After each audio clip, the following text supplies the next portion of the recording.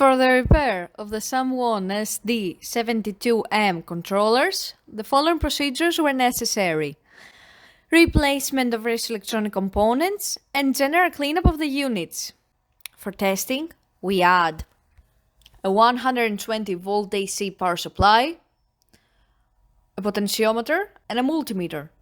By manipulating the input signal with the help of the potentiometer, we see that the unit reacts accordingly and the contacts open and close according to the process variable and the set point as heard by the buzzer of the multimeter.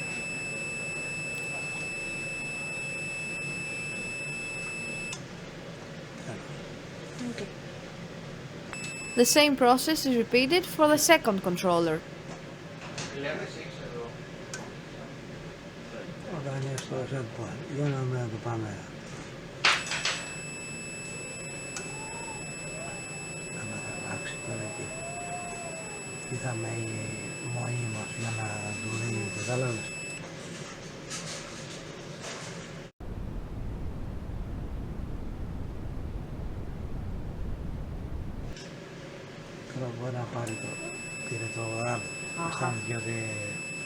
It is now clear that both SD-72M controllers are working successfully and are ready to be delivered to the customer.